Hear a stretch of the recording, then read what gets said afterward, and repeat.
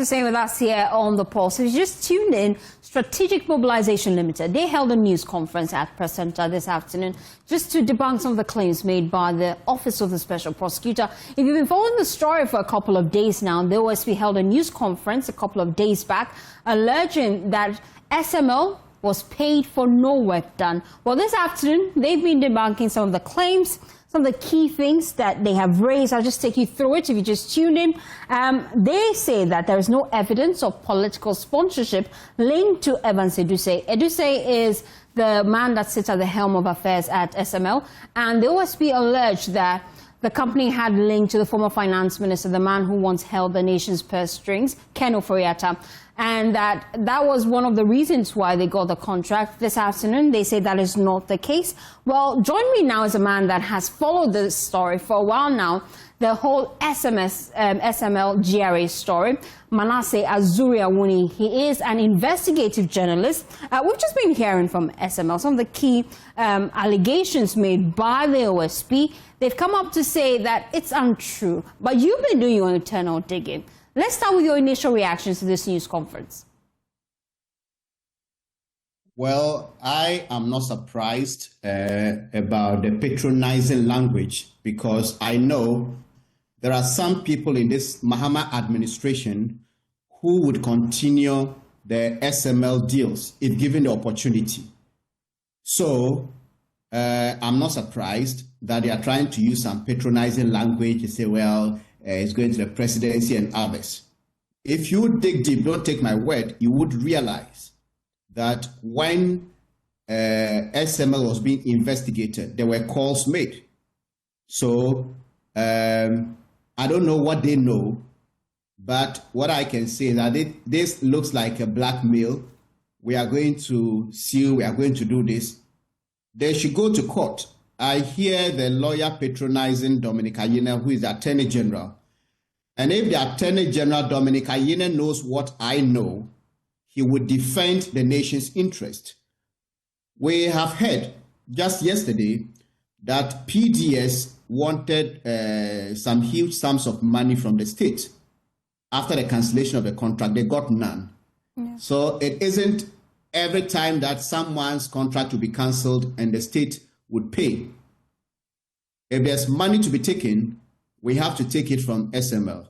This press conference looks like a blackmail, and we'll go to court, and we've done this. If you have good evidence to push for any payment, they should proceed to court. Their greatest fear really is that the OSP, in his multiple news conference, is damaging the reputation of the company. And they also claim that they're going to be taking all monies due them from the state. And that is if the company has a reputation. If they care about their reputation, they wouldn't allow these transactions to happen. Okay? You have a deal that the state's biggest, or the institution mandated by the state to regulate procurement, says this company should not be used as single source for these contracts. On 3 occasions, the PPA denied GRA the permission and the authorization to use single source for the SML contracts. What happened? They went ahead. If SML knew reputation mattered, the company would not put on its website that their services had stemmed the tide of under-declaration, diversion, dilution of petroleum products. And when you listen to him, Rock Africa and Nationwide Technologies Limited, these, and then the ERDMS, these are companies that were already performing these services. When we confronted SML with the evidence, they admitted and deleted the falsehood from their website. Is this a company that is talking about its reputation? SML claimed that its services had saved Ghana over $3 billion. Long before we started an investigation, evidence proved that this was a lie. When we confronted the company, the managing director claimed that, well, we didn't say that, it was the media that misreported us. And I pointed out to him in that documentary that as I interview you now, The claim is on your website. So if the media misreports you, why do you put that claim on your website? Oh, I don't know of any website matter. Which organization says this when they value their integrity and so-called reputation? Monies are at stake. Over 1.4 billion Ghana cedis has been paid. Any Ghanaian who doubts what I'm saying should take the KPMG report and look at pages 157 and 158. Any Ghanaian who doubts what I'm saying should watch our documentary, which is on YouTube, titled "A 3 billion CD Lie," and you will find SML's own engineers admitting that the existing meters that were calibrated take more accurate readings than the SML meters. And since 2019 till date, the JRA, which contracted SML, has never used SML's measurement figures to calculate revenue. Why? The existing ones before SML came are more accurate, and those are the ones they use.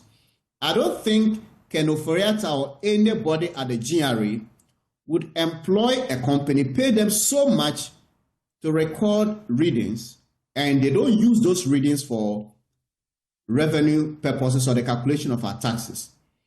Nobody, if you read the OSP's report, it mentions the directors of and shareholders of SML. There is nowhere that the OSP said that Ken Oforiatta owns shares or is a director of SML. So sometimes they set their own questions because some of the journalists who listen to them and report don't take time to even read what has been said. So they come out and say, well, someone has lied about them, which is actually not what the OSP said.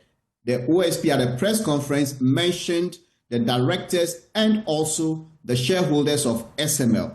And there is nowhere in that press conference or report that Ken Oforiatta features. And it is also not true that Ken Oforiatta was someone who was a disservice to SML.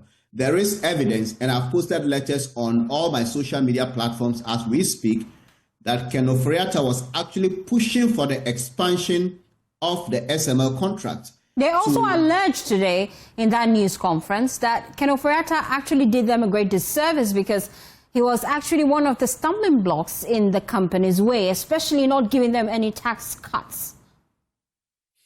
That is not true. If you are taking money for a needless service and you are making so much money, I don't see how anybody would want to take tax cuts.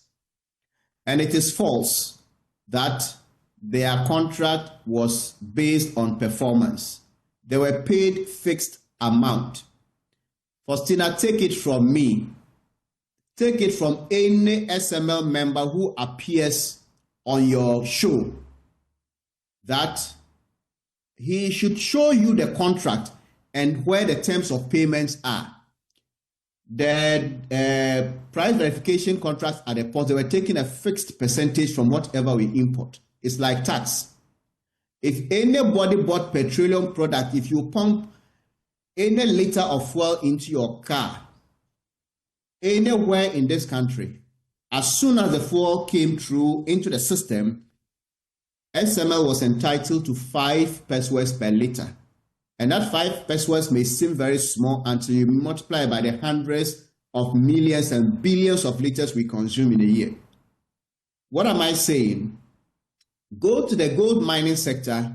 Okay. SML was entitled under the contract Ken Oforiatta masterminded to a fixed percentage, that's 0.75% of total production of minerals. And this year we are getting billions of dollars because gold prices are going up and then minerals prices are going up. Okay. It is a fixed percentage. Go to the downstream where we produce petroleum. The contract said every barrel of oil Ghana produced, okay, SML should be entitled to $0.75 per barrel. It may look small, but at the time we're producing up to 160,000 barrels a day. This means the company will be making at least $121,000 every single day we produce oil. So there is no iota of truth to say that the performance of SML was tied to, the payment was tied to performance. Okay. It was right from the beginning. And then, Manasseh, this is a conversation we'll be having in subsequent bulletins, because there's quite a lot to unpack, but unfortunately, I have to let you go at this point in time. But then in subsequent bulletins, we'll be calling you live just to bring down some of the key things that you're revealing to us this afternoon on the Pulse. We appreciate your time. Manasseh Azure Awuni, he is an investigative journalist. Well, away